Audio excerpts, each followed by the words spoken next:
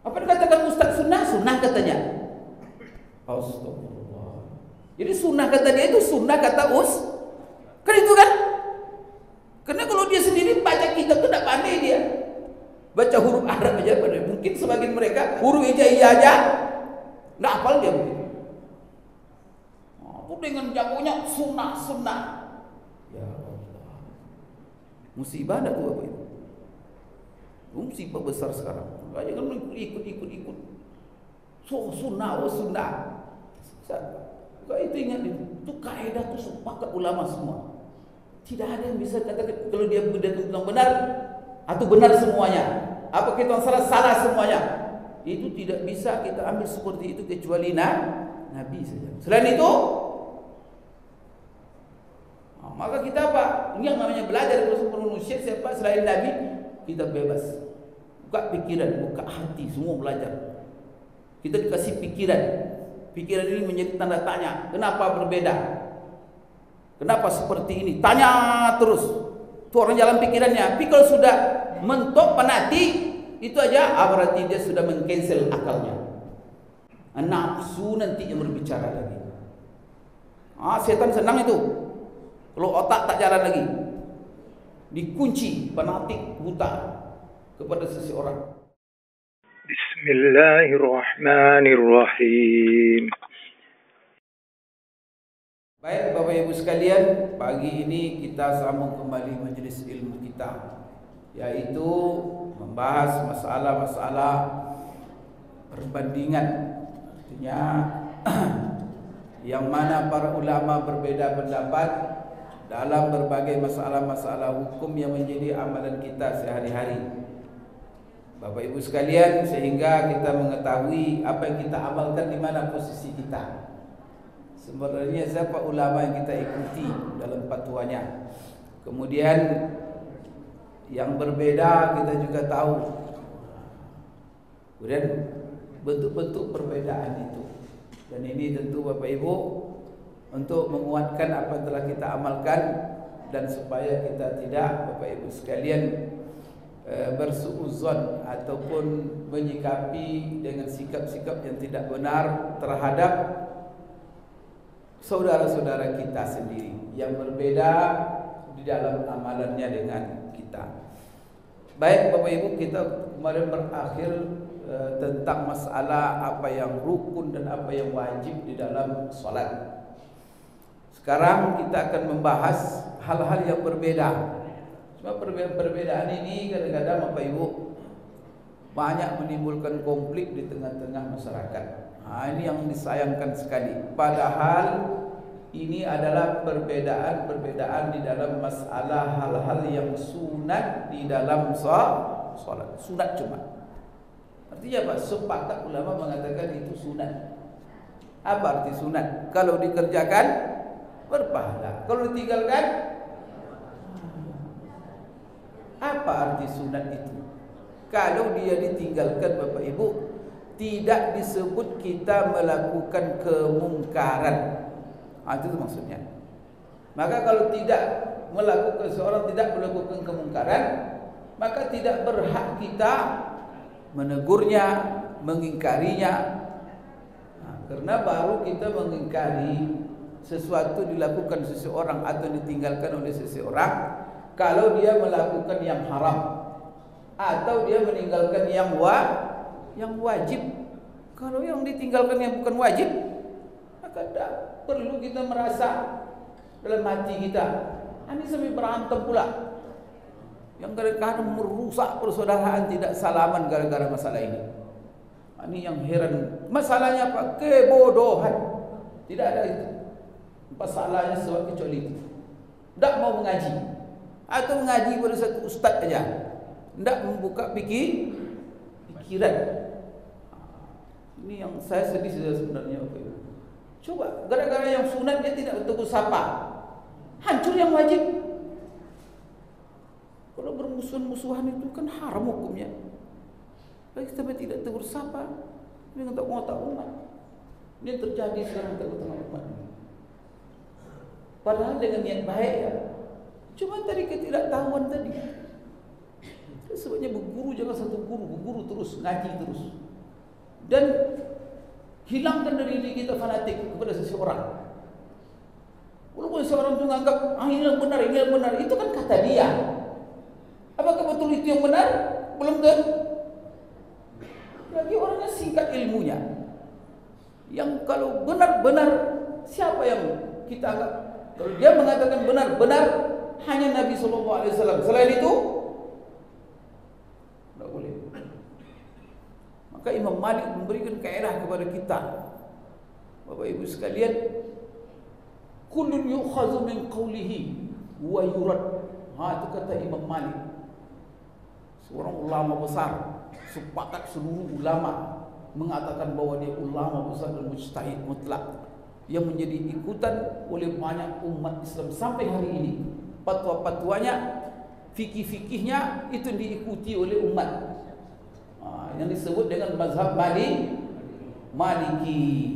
Apa dia bilang? Kullun yukhadhu min qawlihi wa yurad.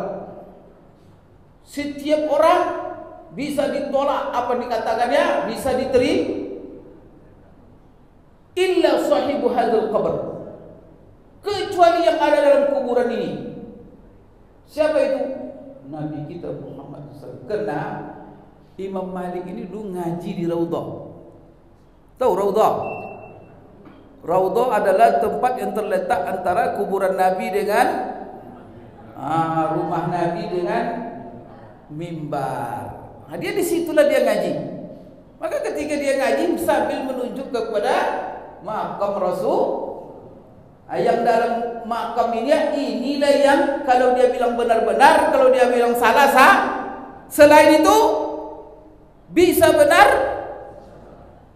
Ini ada orang Bapak Ibu. Maka kalau ada orang ngangkat gurunya semuanya benar, berarti telah ngangkat menjadi nabi.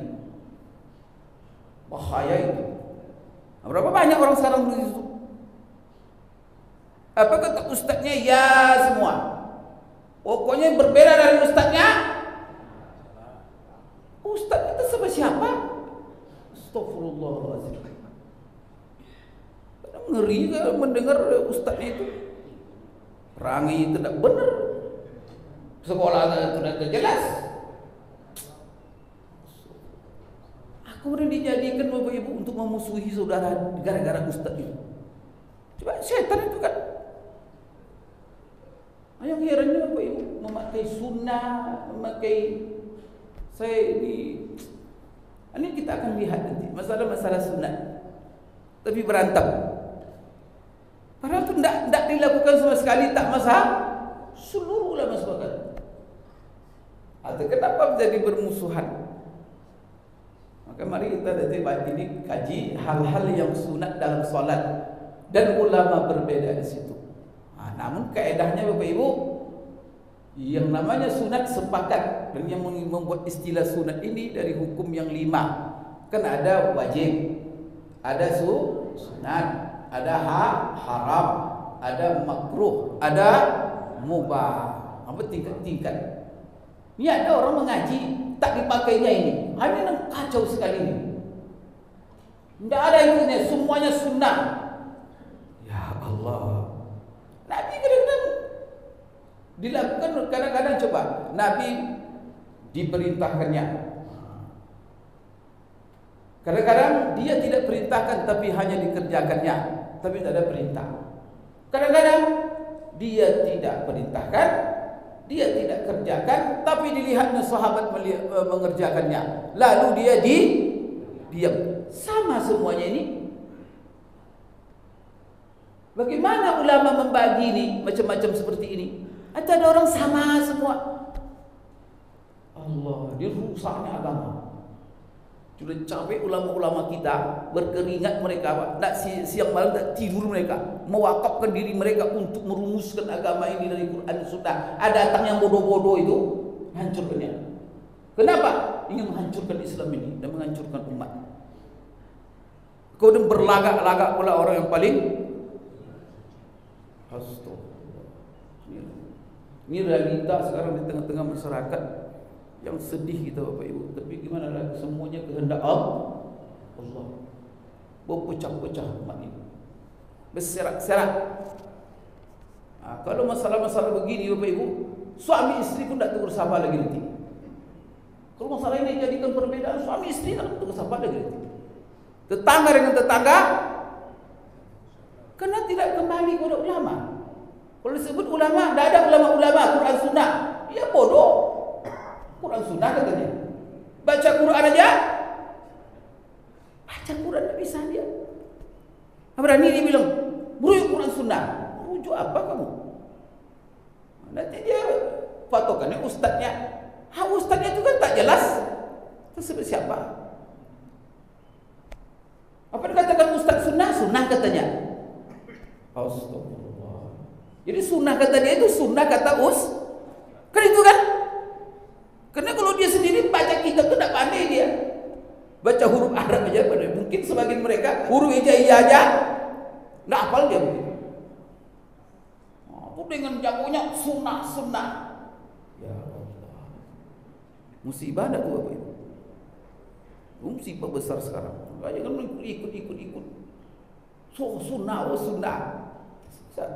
Kau itu ingat itu kaidah tu sepakat ulama semua. Tidak ada yang bisa katakan kalau dia bilang benar atau benar semuanya. Apa kita salah semuanya. Itu tidak bisa kita ambil seperti itu kecuali Nabi saja. Selain itu, maka kita apa? Ini yang namanya belajar kalau manusia siapa selain Nabi, kita bebas. Buka pikiran, buka hati, semua belajar. Kita dikasih pikiran. Pikiran ini menjadi tanda tanya. Kenapa berbeda? Kenapa seperti ini? Tanya terus. Itu orang jalan pikirannya. Tapi kalau sudah mentok penati, itu aja berarti dia sudah mengcancel akalnya. Nafsu nanti yang berbicara lagi. Setan senang itu. Kalau otak tak jalan lagi, dikunci, fanatik, buta kepada seseorang. Walaupun jenggotnya sampai ke pusat. Ini kan tertipu di jenggot. Kepasihan kadang-kadang tak bisa Bapak Ibu sekalian. Itu saya selalu katakan, lihat CV-nya, belajarnya di mana, siapa yang dia ikuti, mana mazhabnya.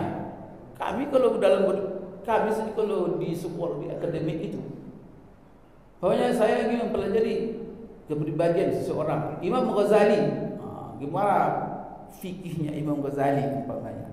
Dikaji lah Imam Ghazali itu. Berhak dia dikaji pendapat-pendapat fikihnya. Siapa dia? Bagaimana perjalanan hidupnya? Bagaimana belajarnya? Siapa guru-gurunya? Siapa murid-muridnya? Itu dikaji. Bagaimana kecenderungan akidahnya? Bagaimana dalam fikihnya? Bagaimana dia dalam akhlak, dalam tasawuf? Macam-macam semua dikaji. Sehingga tahu kita. Ini enggak dikaji dia. Kata orang, ini sunnah, sunnah lagi. Jadi ada orang siapa yang mengatakan menggiring-giring sunnah. Apalagi sekarang ini zaman media kan. Dinaikkan satu, ya ulama. Mana bisa seperti itu? Kaji, pelajari dia, siapa dia, apa bidangnya. Ini koridor. Terus saya katakan selalu, kita kalau cari dokter bidang kesehatan, kita cari yang paling pakar, ya kan? Pergilah Bapak Ibu ke Melaka sana, itu berobat jantung, pergi ke dokter jantung. Coba lihat di pintunya itu tertulis semua pendidikannya, ya kan? Supaya orang yakin berobat jantung sama dia. Tamat spesialisnya diambil dari ini pasal sini, sudah mengikuti pelatihan ini, piagam sertifikat yang diraih ini, karyanya ini, dan pernah praktek di Jerman, pernah praktek di sini. Itu tuh. Jadi kalau kita mau masuk, kita baca tentang dokter itu. Ini mah mengaji tadi tanya. Dunia akhir terus sampai siapa? LC. Tidur aja kemarin dia kerjanya kadang. Maka itu kan harus kasih tahu itu kalau kita di ilmu. Sebenarnya Bapak Ibu kalau masyarakat mau memaklumi, Ustaz ini itu, tapi bersatu itu tak masalah. Ini yang membuat pecah-pecahnya. Sampai kelompok-kelompok gara-gara Ustaz tak jelas itu. Kalau dikupas ustaz-ustaz pun dengar semua sama. Tidak akan ada yang fanatik. Betul, kalau dikupas satu ustaz itu. Ya arti kita dengar, tapi jangan pernah bisa benar bisa salah. Itu maksudnya. Fanatik ini Bapak Ibu yang menghancurkan kehidupan kita. Fanatik buta kepada orang. Atau sebab Imam Malik, fanatik itu hanya kepada Rasulullah. Lain tidak ada. Bisa benar bisa salah. Termasuklah saya ini. Maka saya kalau lihat jemaah fanatik, saya menghindar saya. Karena bahaya, rusak nanti. Karena saya bisa salah, bisa benar. Cari terus. Kalau ada yang Bapak Ibu, ini seperti ini agak aneh nih. Cari. Nah betul. Itu namanya berpikir kita itu. Cari, tanya terus. Nah, kalau bisa, maka dulu Bapak Ibu, Imam Bukhari satu hadis bisa diambilnya di 200 orang ulama. Satu bukan satu orang saja. Dari sini. Coba lihat, begitulah ulama mengajarkan kita. Jangan mati-mati begini. Penting saya awali dengan masalah sunat-sunat sholat ini Bapak Ibu ya. Karena masalah ini banyak menimbulkan konflik itu. Padahal masalah sunat, masalah wajib saja yang berbeda ulama tak boleh menimbulkan konflik. Apalagi masalah hal-hal yang sunat. Selagi ulama berbeda, maka bagi kita orang awam lapang. Ikuti menurut kita siapa yakin, tapi hasil penelitian kita. Wah ustaz ini, ini di bidangnya, ini ustaz ini lebih pakar, ustaz ini kalau saya lihat ini dalam apanya, maka saya lebih yakin kalau dia yang begitu. Tapi bukan karena orang-orang banyak pengaruh orang-orang, apalagi orang-orang awam. Cuma fanatik, itu pula berdasarkan hal-hal koridor ilmiah ukurannya. Umumnya kan ada orang dia berfatwa tentang fikih. Bapak Ibu lihat dia dalam hidupnya pendidikannya tak pernah belajar fikih. Bapak Ibu utamakan yang berfatwa di bidang fikih memang itu kajinya atau yang di bidang lain? Mana yang masuk akal? Tentu yang bidang fikih. Bicara bidang tafsir, lihat. Begitu seterusnya. Itu namanya koridor ilmiah. Tentu dia yang pernah dia belajar itu. Itu Bapak Ibu sekalian, ini awal daripada kajian salah surat salat.